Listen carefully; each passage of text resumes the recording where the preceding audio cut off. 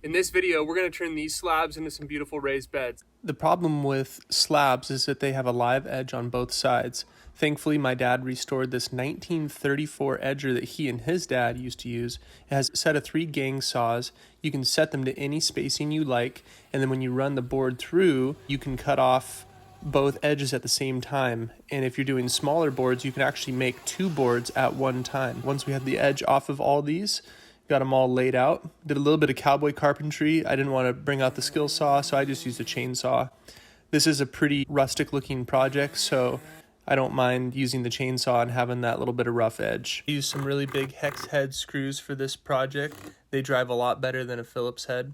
Some of this lumber was a little bit warped, so a quick trick is to get one screw set and then use a crescent wrench to pry the board into place while you get the other screw in. I took a little bit of time to level all of the boxes, pulling them into place, getting them spaced just right. At first I just used blocks, but eventually put rocks underneath. And then for the back box, I used a Pulaski with the axe head to score the ground around it. I used the hoe portion to scratch out a line so that I could get that down a little bit. I used some vertical pieces to tie together the 2 layers. And if you notice, I put the end boards overlapping the side boards. And that's because most of the pressure that this box is going to feel is from the dirt pushing from the inside out. The side boards endure a lot more pressure from that soil than the end boards. And so having the end boards overlapping the sides keep that screw from fighting directly against the soil. I did think about doing some internal bracing.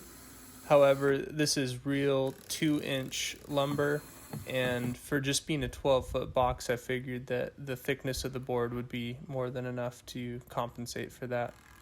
After I got both boxes complete, I went ahead and started sealing the outside. I didn't worry about the inside, as you'll see in a minute. I use a liner.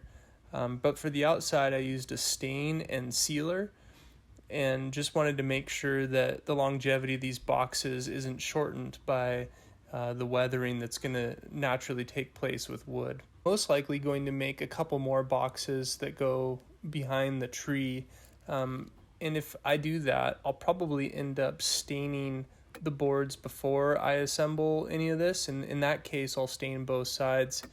However, because I stained these while they were sitting on the ground, I decided that I was going to put a liner on the inside anyway, and I didn't want to go through the extra work of staining.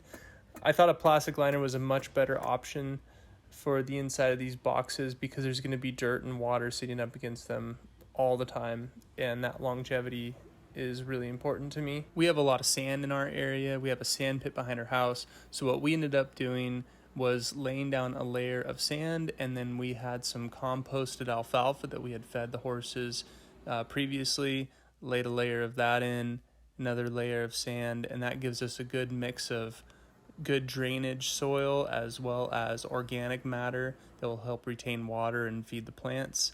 My wife was nice enough to spread it all out even, and my daughter was also thankful. Thank you for getting there, Dad.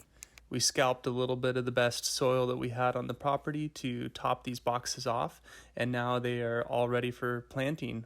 Super happy with the way these turned out, and looking forward to getting our first crop in and growing. So thanks so much for watching, and we'll see you guys next time.